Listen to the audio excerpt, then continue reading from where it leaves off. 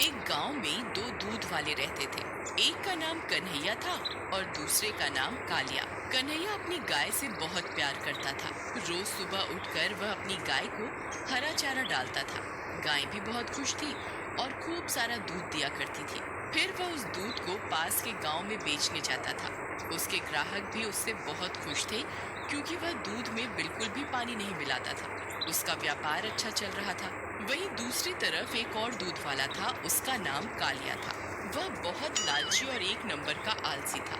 वह कभी भी सुबह जल्दी नहीं उठता था। सूरज निकलने के बाद भी वह सोता रहता था और भूख के मारे उसकी गाय चिल्लाती रहती थी। अरे यार, ये क्या बेकार जिंदगी है। रोज सुबह सुबह इस गाय की अम्मा अम्मा सुन के नींद खुल जाती है।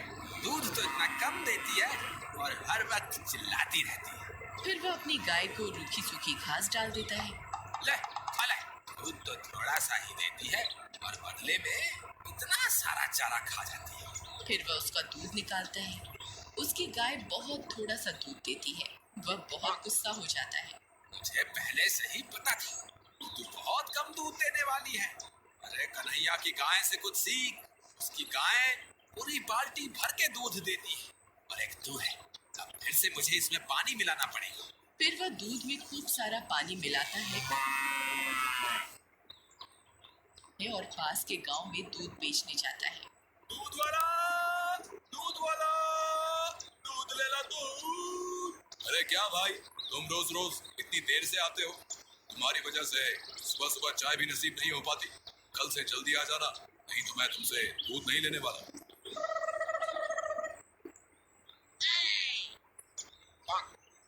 अरे ये क्या, इतना पतला दूध? क्यों भाई कालिया, आज कितना पानी मिलाकर लाया इस दूध में? मुझे तेरा दूध नहीं चाहिए, इसे वापस ले जा और किसी और को जाकर मूर्ख बना। चल भाग यहाँ से। ठीक है, भाई चिल्लाते क्यों हो? पानी ही तो मिलाया है, कौन सा जहर मिला दिया है तो इतना नाराज हो रहे हो? चल भाग यहाँ से। फिर वह दूध वाला वापस अपने घर आ जाता है।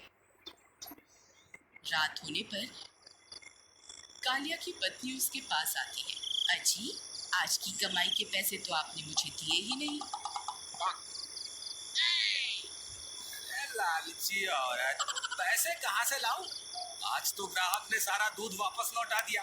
क्यों जी, ऐसा क्या हो गया आज? होना क्या है, रोज पानी वाला दूध पी पी कर ग्राहक तंग आ चुके हैं। अब हमारी पानी मिलाने वाली तरकीब सब ग्राहकों को पता चल चुकी है। हमसे कोई दूध नहीं खरीदने वाला।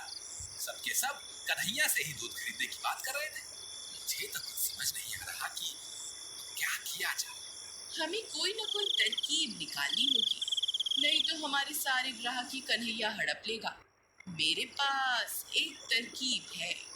फिर आधी रात होने पर वे दोनों कन्हैया के घर पहुंच जाते हैं। कन्हैया सो रहा होता है और पास में ही उसकी गाय बंधी होती है। अजी सुनिए, कन्हैया सो रहा है। अभी सुबह होने में 1 घंटा बाकी है। मैं यहीं इस पर नजर रखती हूँ। आप इसकी गाय का दूध निकाल लीजिए। अरे बाबा, मैं तो तुम्हें मूर्ख समझता था, लेकिन तुम तो बहुत समझदार निकली। तुम यहीं रुककर इस पर नजर रखना, मैं चुपके से इसकी गाय का सारा दूध निकाल लूंगा। फिर कालिया कन्हैया की गाय का सारा दूध निकाल लेता है और वे दोनों दबे पांव वहां से निकल जाते हैं।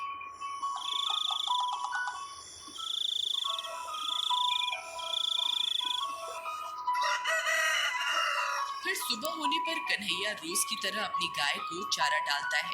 दूध ले लो, दूध वाला, दूध वाला, दूध ले लो दूध। अरे ये क्या, आज मुझे सुबह उठने में देरी कैसे हो गई? ये कालिया तो आज मुझसे पहले ही दूध बेचने निकल गया। मुझे जल्दी करनी होगी।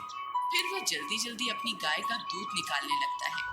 अरे ये क्या, दूध तो निकल ही नहीं रहा। ऐसे कैसे हो सकता है? लगता है गाय की तबीयत ठीक नहीं है। कोई बात नहीं, आज रहने देता हूँ, आज इसे आराम करने देता हूँ। इतना बोलकर वह अंदर चला जाता है। अरे भाई साहब, दूध लेना है क्या? एकदम गाढ़ा दूध है, यकीन ना हो तो खरीदने से पहले खुद तसल्ली कर लो, फिर पैसे देना। हाँ। आज तो तुम्हारा दूध वाकई में बढ़िया लग रहा है। ठीक है, वैसे भी आज कन्हैया तो आया नहीं है। ठीक है, 2 लीटर दूध दे दो। फिर वह दूध वाला वापस अपने घर आ जाता है। अरे प्रियतम कहाँ हो, जल्दी बाहर आओ। फिर उसकी पत्नी जल्दी से बाहर आती है।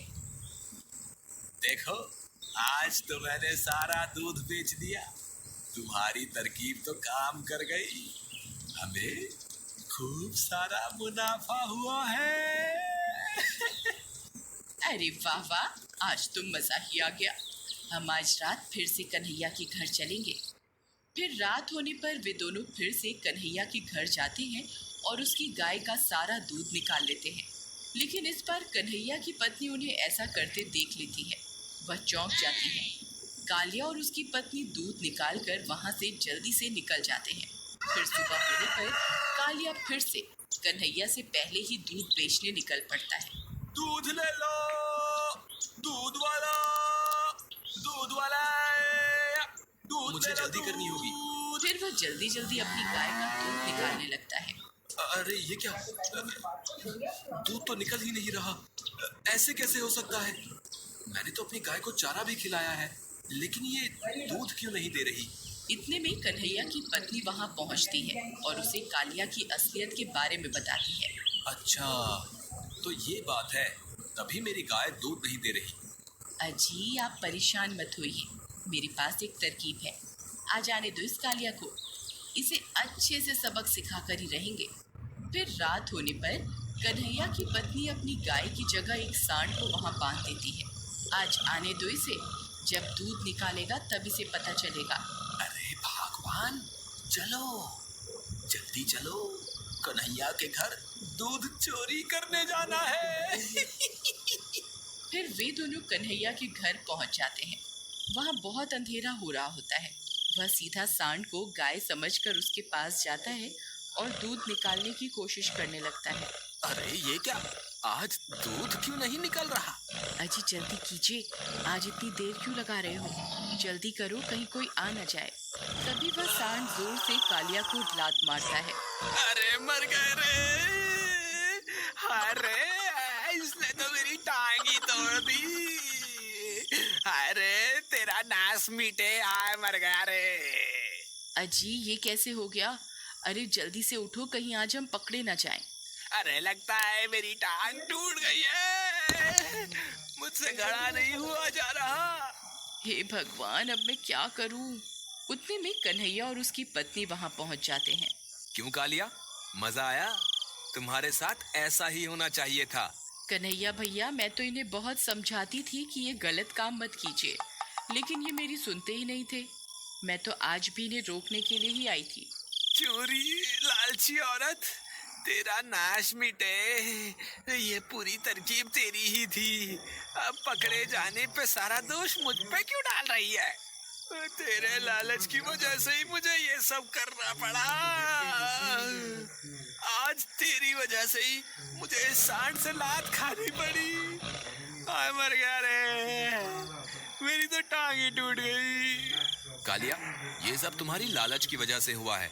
तुमने हमेशा काम चोरी ही की और कभी भी अपनी गाय की सेवा नहीं की। तुमने सिर्फ अपनी गाय से फायदा ही उठाना चाहा, इसीलिए तुम्हारी गाय तुम्हें कम दूध दिया करती थी। लेकिन मुझे लगता है तुम्हें तुम्हारी गलती की सजा मिल चुकी है। अब तुम यहाँ से जा सकते हो। कन्हैया भाई, मुझे माफ कर दो, मैं आगे से कभी ऐसी गलती नहीं करूंगा। अब मैं भी तुम्हारी तरह मेहनत करूंगा और रोज सुबह उठकर अपनी गाय की सेवा करूंगा और उसे हरा चारा खिलाऊंगा। फिर वो भी मुझे बहुत सारा दूध देने लगेगी। मुझे माफ कर दो। चलो भगवान, अब घर चलते हैं। अरे मेरी टांग तो टूट ही गई। अरे इस औरत की लालच ने तो मुझे कहीं का नहीं छोड़ा। क्यों जी, मैं तो लालची थी, लेकिन आप कौन सा बहुत मेहनती थे? आप भी तो एक नंबर के आलसी और कामचोर थे। आपको तो ये सबक मिलना ही चाहिए था। मॉरल: हमें जिंदगी में हमेशा मेहनत करनी चाहिए और लालच कभी नहीं करना चाहिए।